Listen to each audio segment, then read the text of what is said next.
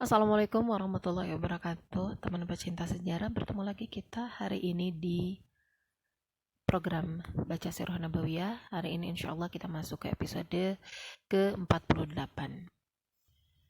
Utusan Saqif menyatakan masuk Islam.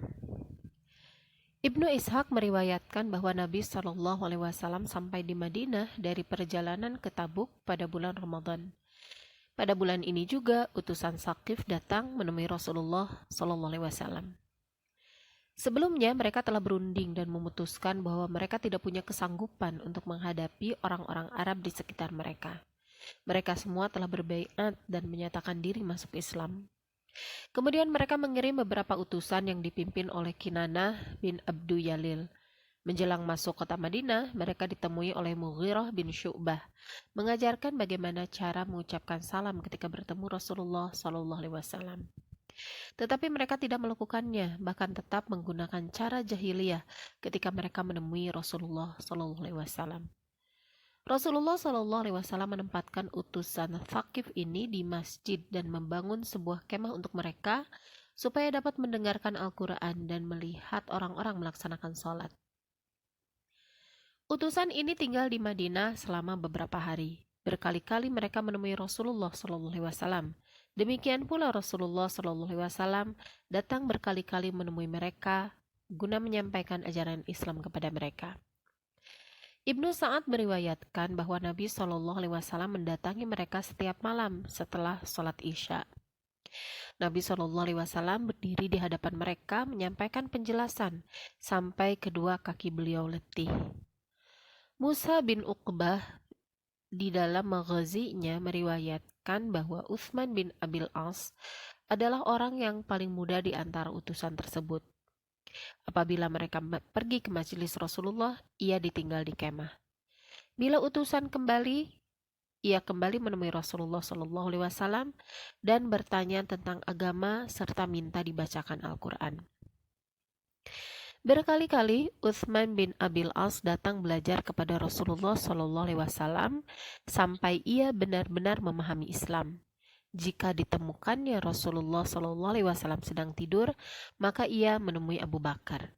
Apa yang dilakukan ini tidak diberitahukan kepada teman-temannya, sehingga Rasulullah SAW merasa kagum dan mencintainya. Akhirnya Islam masuk ke dalam hati mereka. Sebelum menyatakan diri masuk Islam, Kinanah bin Abdul Yalil bertanya kepada Rasulullah SAW, "Bagaimana tentang zina? Sesungguhnya kami adalah kaum yang suka bepergian sehingga kami tidak bisa lepas darinya." Nabi SAW menjawab, "Zina adalah haram. Allah telah berfirman, janganlah kamu mendekati zina. Sesungguhnya ia adalah perbuatan yang keji dan jalan yang nista." Mereka bertanya lagi, "Bagaimana tentang riba? Sesungguhnya seluruh harta kami berasal dari riba." Nabi SAW menjawab, "Kalian hanya boleh mengambil pokok harta kalian. Sesungguhnya Allah berfirman, hai orang-orang yang beriman, bertakwalah kepada Allah dan tinggalkan sisa riba yang belum dipungut jika kamu orang-orang yang beriman." Mereka bertanya lagi, "Bagaimana tentang khamar? Sesungguhnya ia adalah perasan dari buah-buahan hasil pertanian kami yang tidak dapat kami elakkan." Nabi SAW menjawab, "Sesungguhnya Allah telah mengharamkannya."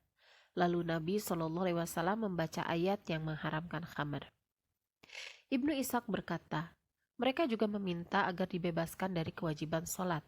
Lalu dijawab oleh Nabi SAW, tanpa sholat, agama tidak mempunyai kebaikan apapun juga. Setelah bermusyawarah, mereka kembali menemui Rasulullah SAW seraya menyatakan kesiapan mereka untuk menerima semua hal tersebut. Tetapi mereka meminta agar berhala Latta yang pernah mereka sembah dibiarkan selama 3 tahun, baru kemudian boleh dihancurkan. Rasulullah SAW menolak permintaan ini. Kemudian mereka meminta tenggang waktu selama 1 tahun, atau kalau tidak selama 1 bulan. Tetapi Rasulullah SAW tetap menolak untuk memberikan tenggang waktu bagi penghancuran berhala tersebut. Ibnu Ishaq berkata, mereka meminta hal tersebut supaya terhindar dari gangguan orang-orang bodoh. Kaum wanita dan anak cucu mereka di samping khawatir penghancuran tersebut akan menghambat masuknya Islam ke dalam hati mereka. Kemudian mereka berkata kepada Rasulullah Shallallahu Alaihi Wasallam, "Kalau begitu, kamulah yang menghancurkannya. Kami tidak akan menghancurkannya selama-lamanya." Rasulullah Shallallahu Alaihi Wasallam menjawab, "Aku akan mengutus orang yang akan menghancurkannya." Akhirnya mereka berpamitan kepada Rasulullah Shallallahu Alaihi Wasallam. Mereka diizinkan pergi oleh Nabi Shallallahu Alaihi Wasallam dengan diiringi penghormatan dan doa pelepasan. Utsman bin Abil As ditunjuk oleh Nabi Shallallahu Alaihi Wasallam sebagai amir mereka, mengingat kesungguhannya dalam berislam. Sebelum pergi ia telah mempelajari beberapa surah dari Al-Quran. Setelah keberangkatan mereka, Rasulullah Shallallahu Alaihi Wasallam memberangkatkan rombongan di bawah pimpinan Khalid bin Walid. Di antara rombongan terdapat Mughirah bin Syu'bah dan Abu Sufyan bin Harb guna menghancurkan berhala yang bernama Lata. Ketika berhala itu dihancurkan, orang-orang wanita Sakif keluar seraya menangis menyesali dan meratapi berhala itu. Ketika Mughirah memukul berhala itu dengan kampaknya, Abu Sufyan meledek, "Aduh, kasihan kamu," seraya menirukan ratapan wanita-wanita Sakif terhadap berhala itu. Ibnu Sa'ad berkata di dalam Tabaqatnya meriwayatkan dari Mughirah radhiyallahu anhu. Kemudian Sakif masuk Islam. Aku tidak mengetahui kabilah Arab yang lebih kuat keislamannya dari Sakif. Para utusan Arab berduyun-duyun menyatakan diri masuk Islam. Ibnu Ishaq berkata, setelah Rasulullah Shallallahu Alaihi Wasallam menaklukkan Mekah, memenangkan perang Tabuk dan menerima kedatangan utusan Sakif yang menyatakan diri masuk Islam, maka berduyun-duyun para utusan Arab datang kepada Nabi Shallallahu Alaihi Wasallam dari segala penjuru. Orang-orang Arab ini tertunda memeluk Islam hanyalah karena terhalangi oleh kaum Quraisy. Sebab kaum Quraisy merupakan pemimpin dan panutan manusia pada waktu itu, di samping sebagai penjaga Baitullah dan Masjidil Haram. Mereka adalah anak cucu Nabi Ismail dan pemimpin bangsa Arab. Setelah Mekah tertaklukkan dan orang-orang Quraisy pun tunduk kepada Nabi Shallallahu Alaihi Wasallam serta menganut ajaran Islam, maka orang-orang Arab menyadari bahwa mereka tidak memiliki kesanggupan untuk memerangi Rasulullah Shallallahu Alaihi Wasallam. Oleh sebab itu, mereka kemudian masuk Islam secara berduyun-duyun, sebagaimana difirmankan Allah. Apabila telah datang pertolongan Allah dan kemenangan, dan kamu lihat manusia masuk agama Allah dengan berbondong-bondong, maka bertasbihlah dengan memuji Rabb-mu dan mohonlah ampunan kepadanya. Sesungguhnya Dia adalah Maha Penerima Taubat. An-Nasr 1-3. Kami menganggap tidak perlu memaparkan rincian tentang para utusan ini, karena tidak banyak berkaitan dengan masalah yang kita inginkan dari buku ini. Beberapa ibrah. Ingatkah Anda kisah orang-orang yang menyambut Rasulullah Shallallahu Alaihi Wasallam ketika berhijrah ke Taif dengan sambutan yang buruk, penolakan, pelemparan batu, dan penghinaan?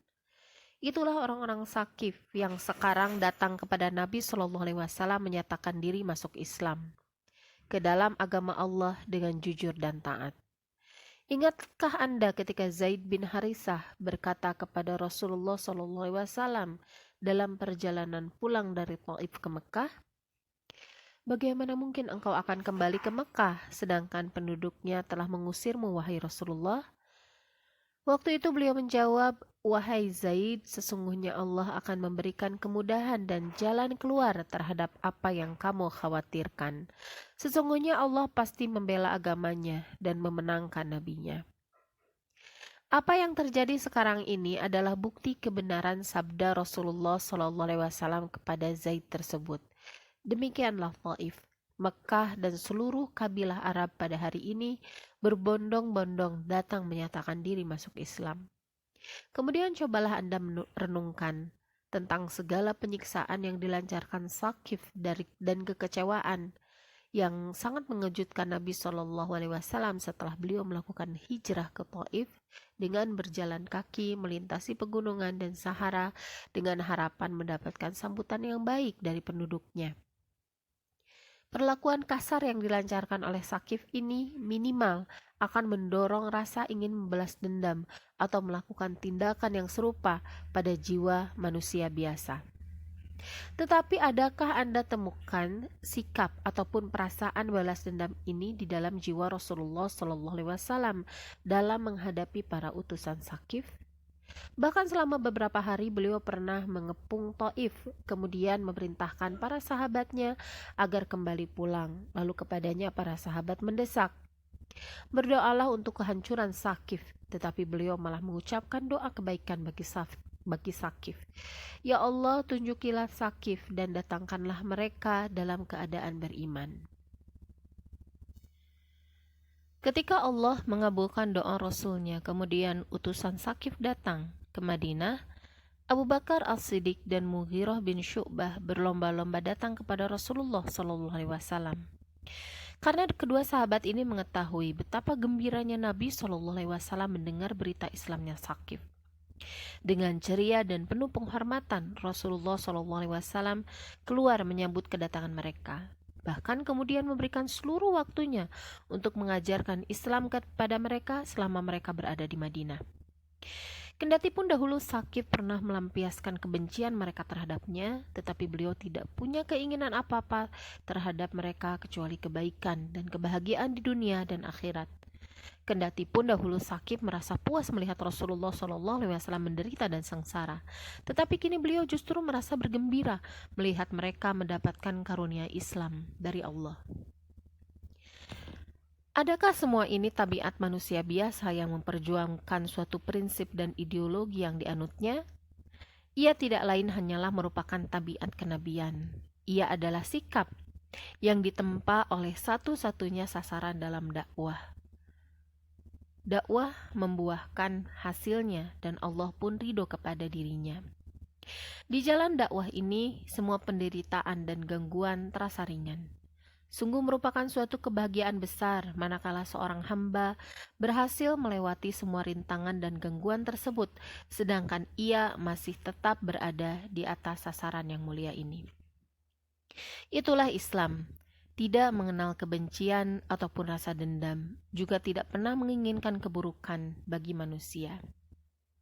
Ia memerintahkan jihad tetapi tanpa rasa kebencian ataupun kedengkian. Ia mengajarkan kekuatan tetapi tanpa egoisme dan kesombongan. Ia mengajarkan kepada kasih sayang tetapi tanpa merendahkan diri atau kelemahan. Ia mengajarkan cinta tetapi di jalan Allah semata. Demikianlah utusan Sakif dan utusan lainnya yang berbondong-bondong datang ke Madinah, menyatakan diri masuk Islam, merupakan penunaian terhadap janji kemenangan yang penuh kewibawaan yang pernah dijanjikan Allah kepada Rasul-Nya. Itulah ibrah yang harus diambil dari kisah para utusan ini. Berikut ini adalah beberapa pelajaran dan hukum yang dapat kita ambil darinya. Pertama, boleh menempatkan orang musyrik di dalam masjid jika diharapkan keislamannya. Anda lihat bagaimana Nabi SAW menyambut utusan Sakif di masjidnya. Beliau berbicara dan mengajar mereka di dalam masjid. Bila hal ini dibolehkan bagi orang musyrik, maka apalagi bagi ahli kitab.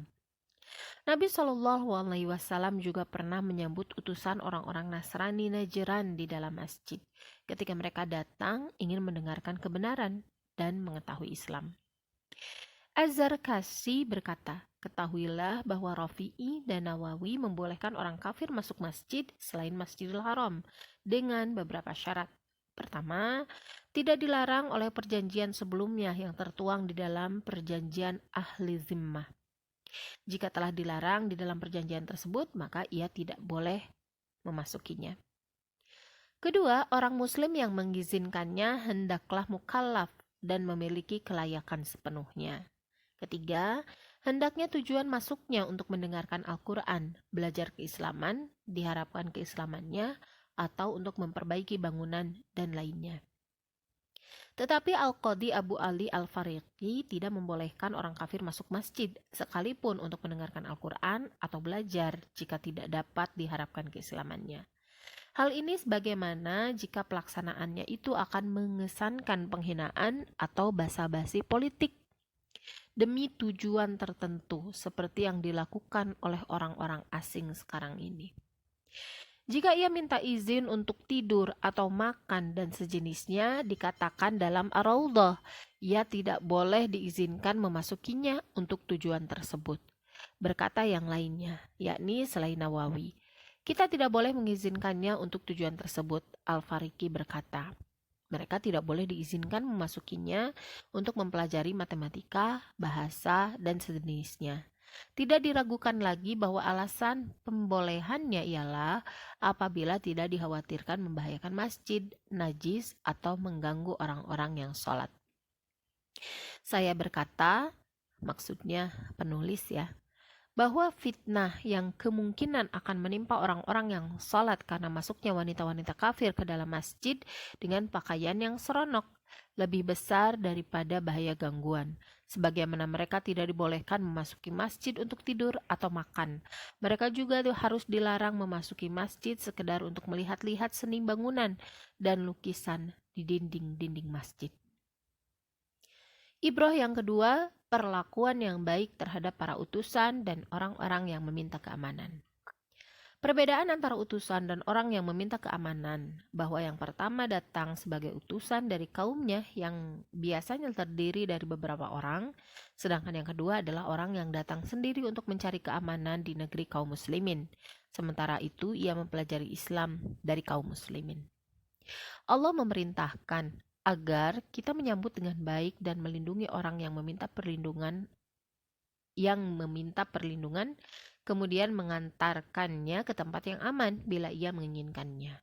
Firman Allah, dan jika seorang di antara orang-orang musyrikin itu meminta perlindungan kepadamu, maka lindungilah ia, supaya sempat mendengar firman Allah, kemudian antarkanlah ia ke tempat yang aman baginya. Quran Surat At-Taubah ayat 6. Hukum ini juga berlaku bagi para utusan.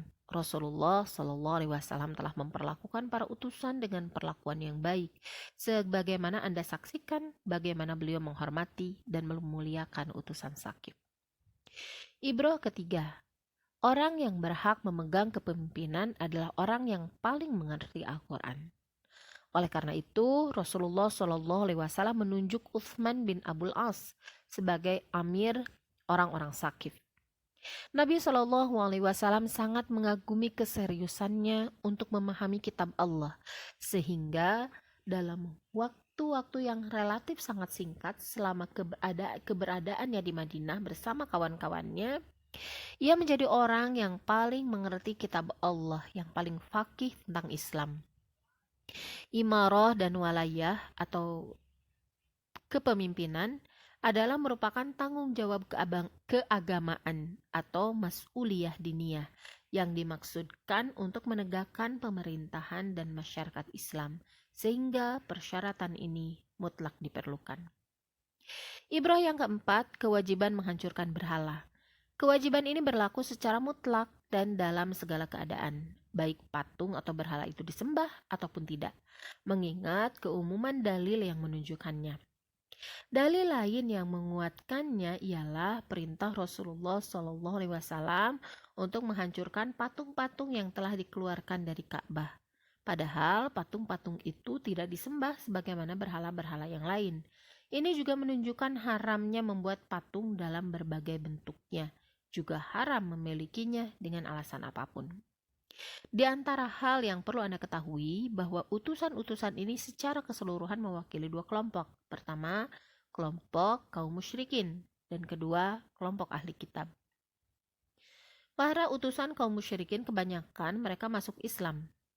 Utusan-utusan mereka tidaklah kembali ke perkampungan mereka kecuali dengan membawa cahaya keimanan dan tauhid kepada kaumnya. Sedangkan para utusan ahli kitab, kebanyakan mereka tetap memeluk agama Nasrani dan Yahudi. Utusan yang mewakili orang-orang Nasrani Najran terdiri dari 60 orang. Mereka berdiskusi bersama Rasulullah Shallallahu Alaihi Wasallam selama beberapa hari tentang Isa alaihi salam dan keesaan Allah. Sikap terakhir yang dilakukan Rasulullah Shallallahu Alaihi Wasallam kepada ahli kitab ini ialah membacakan Al-Quran di bawah ini. Sesungguhnya misal penciptaan Isa di sisi Allah adalah seperti penciptaan Adam. Allah menciptakan Adam dari tanah. Kemudian Allah berfirman kepadanya, jadilah seorang manusia, maka jadilah ia. Apa yang telah kami ceritakan itulah yang benar, yang datang dari Rabb-Mu. Karena itu janganlah kamu termasuk orang-orang yang ragu. Siapa yang membantahmu tentang kisah Isa sesudah datang ilmu yang meyakinkan kamu, maka katakanlah kepadanya, marilah kita memanggil anak-anak kami dan anak-anak kamu, istri-istri kami dan istri-istri kamu, diri kami dan diri kamu. Kemudian marilah kita bermubahalah kepada Allah dan kita minta supaya laknat Allah ditimpakan kepada orang-orang yang dusta. Ali Imran ayat 59-61. Setelah mereka tidak mau mengakui kebenaran, akhirnya Rasulullah SAW mengajak mereka bermubahalah, saling bersumpah bahwa Allah akan menimpakan laknatnya atas pihak yang berdusta, sebagaimana yang diperintahkan Allah di dalam ayatnya tersebut.